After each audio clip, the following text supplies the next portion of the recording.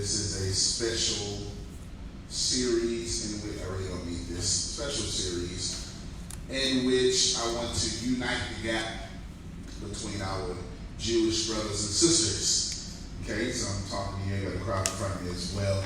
Very important that we do this because as this church, I want us to be known as friends of our Jewish Hebraic community. Yes? Can I get some yeses? Yes. All right, outstanding. So this series is in English. I'm trying not to do too much Hebrew, but in English it means a good and sweet year is what you would basically say. Do y'all see the spelling? It's Shana, if you want to. Shana. Tova, which means good. Umetuka, all right? That's this. All right, sorry, you got it. All right, anyway, here we are. I want to talk firstly about there's seven universal laws of what, it depends on how you've learned it, whether you've learned Noahide, that could be a way to say it, or Noahide. And the first one is, do not profane God's oneness in any way. Now, let me break this down just for a second, because it is important for us to understand this here. All Christians come from Jewish descent. Now, whether that's right or wrong, that's not for this discussion. But I need you to get that there was, as far as your understanding goes, there was only Jewish. Before that, it was Hebrew.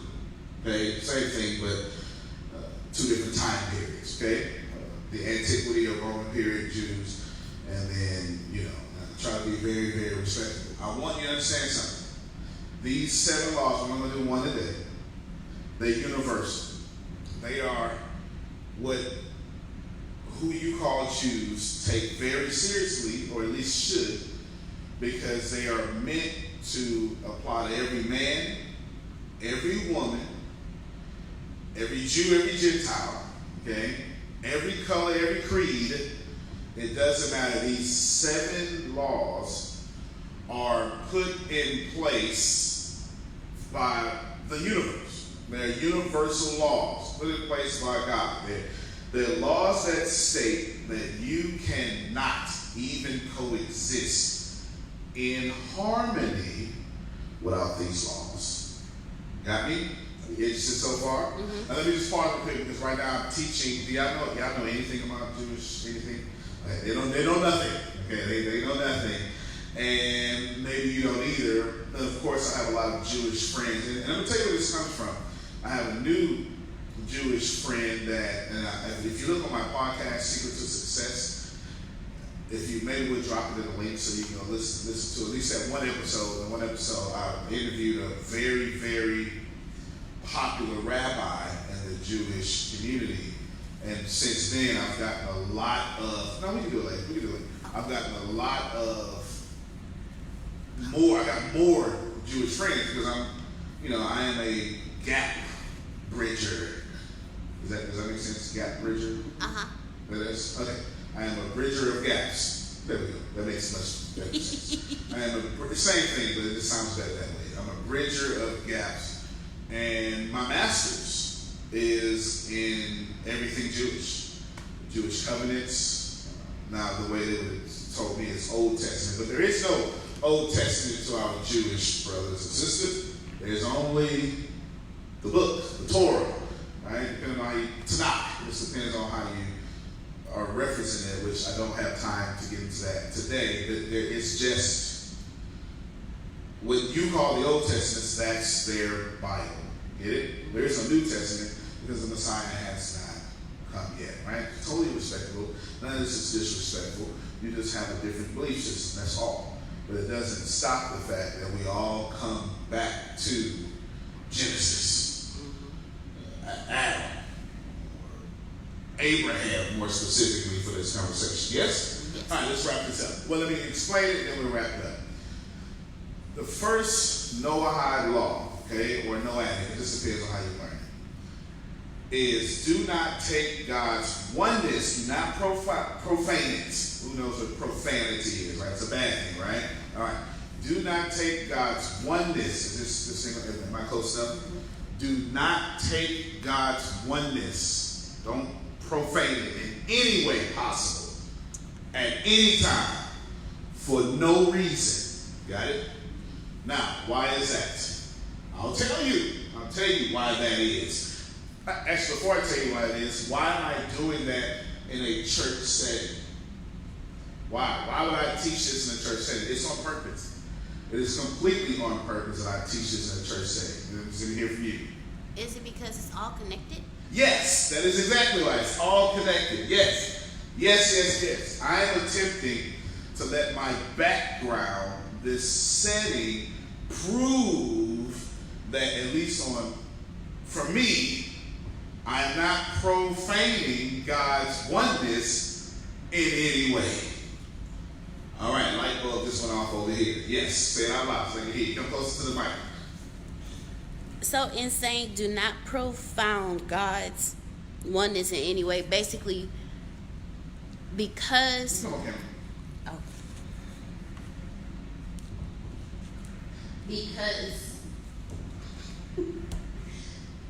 Because we're all connected, because we're all one, no religion is different, no religious practices or studies are different from the others. So God is God regardless of where you're studying Him or how you're studying Him.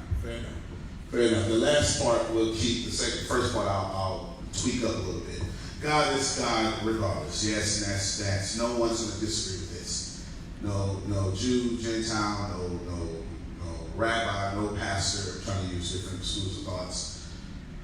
No mosque, no tree hugger. No one's going to, dispute if you believe in this one God. You believe that this one God is the same throughout. So the second part was right. As far as there's no difference in religious teachings, unfortunately there is. Well, no, it's not unfortunately. Fortunately, there is, because it allows us to have proper and healthy dialogue. So it's not unfortunate. It's actually quite fortunate that it is that we have these conversations. Yes? All right, good. Now, it's more, here's the tweaking.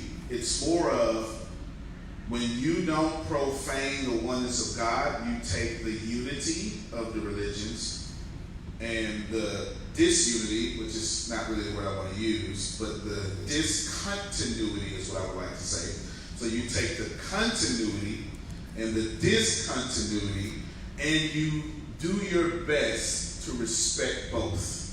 That's more proper. You got me? I'm extremely versed or educated in things that are Jewish. Do you get it? To where I don't even, anyway, I'm extremely very versed in that and still learn more and more daily from my Jewish brothers and sisters. You get it? In the Quran, there's actually a section of the Quran where it calls us the brothers of the book. Christians, Jews, and Islam. Right? But that's a different conversation. That may be a whole different series, which is a whole different series there, okay? Let me not do that. The entire time I teach this series, I'm going to use nothing but Hebraic or Jewish terms. As when you won't hear me say the Bible, you at least not. And if I do, I correct myself. I want to put your mind in the Jewish mindset. Okay, how you have 1st and 2nd Samuel, or 1st and 2nd Kings, I should say. It's just Kings. You get it? 1st and 2nd Chronicles. It's just Chronicles. As a matter of fact, the Tanakh. I don't want to confuse y'all so much. It's law, writings, prophets. I'll keep it in the transliteration. Law, writings, prophet. That's when they law, writings, prophets. How can I do that for you all in English or Christianity? The Christian Bible has 5 sections. Let's see. You have the narration that tells the story, narrative. books. Then you have poetry, that's your Psalms. Then you have the, actually, let me take that back. You have the Torah, that's the first 5 books. Then you have the narrative books, second section. Then you would have the poetry, and then minor prophets, major prophets. That's 5 sections. Okay. So you get that section part. All right. In Hebrew or in Jewish Bibles, it's 3 sections: law, writings, prophets. Where you would have the Hebrew Bible starting with the creation of man and then immediately going to the fall of man. It actually ends on a high note in what you would call Second Chronicles. That's their last book. This is not, what is it, Malachi Malachi for you. Chronicles, not Second Chronicles, it's Chronicles. Correct? Chronicles for them. And that would be, it isn't a high note. And they went up. It's a story of a respectable story. I mean, no disrespect. But it's a narrative of highs and lows, ending on a high, symbolizing that the Jewish story is on the up and up, if that helps you. That's it. And most importantly, the actual title of this thing. I have to explain all that just to get you. This is the oneness of God. I'm explaining to you in great, my best I can, Jewish culture, Jewish traditions, Jewish theology. Okay? Inside of a Baptist church. Listen, you get it? That's really one. You can't get more oneness than that. You can't. You can't get more oneness than what we're currently doing now. And that's the point. But that's not just a point to teach it. Okay? There was a story. Well, actually, I'll end with that story. Actually, I'll tell that story right now. There was a story of a guy being upset. A pastor upset about his members going to a Jewish temple. And he gets to the rabbi. The rabbi calmed down. He says, "That's a good thing, Pastor." No. He can't. And he says, "At least there's a dialogue starting." Right? That's the point. The point is to trigger. Hey, Doc, we got a question on? Oh, go ahead. You got a question? Oh, tell me to back up. Too close to the camera. All right. You get it? Did you get everything? That if I am taking my time, this isn't about me. This is about the first law. This is, you do know Noahide. That's creation. That is the reestablishment of the creation covenant. God in the beginning said, "Let us make man in our image." That's Genesis chapter 1. Well, yeah, let's just go. And in your Genesis chapter 1, verse 26, in your understanding, let us make man in our image. Yes, okay, and let him have dominion over the earth, fruitful and multiply. That is symbolization of let us give man life, land, and descendants. Try it again. We're gonna. God is going to give us life, blessings, then give us a community to live out those blessings, and then a place to dwell in those blessings. That's every single thing God did. Every single thing that God did. You get it? I mean no disrespect to anyone who's your upbringing. I don't really say the word God, so let me change that. Abba, right? Means Father. Okay? A-B-B-A. Let's go with Abba, just because I want this to be as Jewish as possible, because I can't say, in this teaching, I dare not say, Y-H. I don't want to say it. Right? She said it out loud. Okay? Because the first commandment says don't take the Lord's name in vain. Okay? So I'm trying to be as respectful as possible to all people who will listen. Get it? So we'll go with Abba. For this series, we'll go with Abba or Adonai. Well, yeah, we go with Adonai. We'll go with Adonai too. That's Lord. Okay? This is the interchangeable words that you don't say, the great one. Okay? So Adonai reestablished his creation with Noah after he created it. Right? So he created it, things got crazy, it's all right, I'm going to do this again.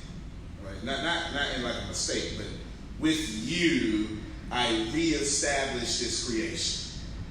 And with this creation, here's some universal laws. This is number one. Do not profane God's oneness in any way. Land the plane. That means you don't get to be racist. Okay? That means your denomination doesn't get to overpower the oneness of God. Let me look at the camera and say this. Is this better? All right, this is better. That means you don't get to be racist and Hebrew. You don't get to be racist and Christian. It means that you don't get to be old and stuck in your ways. It means you don't get to be young and bullheaded. It means that you must care about women the same way you care about God. It means that you must care about men in the same way that you care about God. It means, and this is definitely according to you would understand it as 10 commandments. It's more of a 10 words in Hebrew. And the 10th commandment, the first commandment for you starts off half of what there's. They take the verse above yours and they combine them all together. You can't love God and not love people. That's understanding and respecting the oneness of God. You get it? That means it's my duty. I'm going to tell you a story, we wrap it up. A friend of mine, a new friend of mine, she's Jewish, and she came over with the podcast, and I'm going to send her this video so she can watch it. And she asked me this morning, hey, I just want to let you know, I like what you're doing, but kind of reluctant to share some good stuff you're doing. This is not her fault. It's not her fault.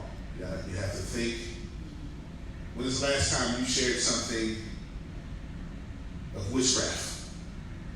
Anybody, you share something with witchcraft? No, right? You get it? You get it? Now, because there is, that's a different class. But do you get it? Now, not to say she's calling us witchcraft, but that's how strong that divide is. Do you understand what I'm saying? And you won't do it. You're not drawing up, you're not cracking the heads of chickens and whatever, right? Then that's not what witchcraft is. Well, that's what Hollywood witchcraft is. That's, you get the point of it. And she says, I love to share, but as a Jew, I have to stay away from certain things. You get it? This is church for the unchurched. Clearly, this church is different. It's in the title. It's in the title. You get it? But, I said, well, thank you for telling me. I don't want to make you reluctant off. She said, oh, good. And then she made a joke at the end. She says, you know what would be good? If you was to teach the 7 Noahide laws. Oh. And I went, you got a deal. She has no idea that immediately, well, I sent her off the top of my memory what they were because, again, my scholarship is in the Jewish covenants. And boom, she has no idea, an hour later, I'm on the microphone for you. All right, you get it? But here's the point. The oneness of God, let her be courageous enough to say, hey, do you mind if you teach something that I can share, or at least something that I don't have to be reluctant with? And that's God. That is upholding the first law. It's not my job to correct her if she needed no correction. It's my job to love her. Get it? Mm-hmm. Ladies and gentlemen, this is the Church Fund Church, 2915 Avenue, M&A. That's the first law. I'll go to the other 6, and this is going to be an ongoing series where I always teach Jewish culture, traditions, covenants, just so we can undivide the gap. Because God is love. And you know what? Someone has to be crazy enough to do this, and I'm crazy and I'm enough to do this. 2915 Avenue, in and a half, Church United Church. We'd love to see you. Send us an inbox. Tell me what you think about this series in the comments. Definitely send us an inbox. We'd love to. If you want to donate, we'll put that in the comments as well. Thank you for coming out. God bless you and good night.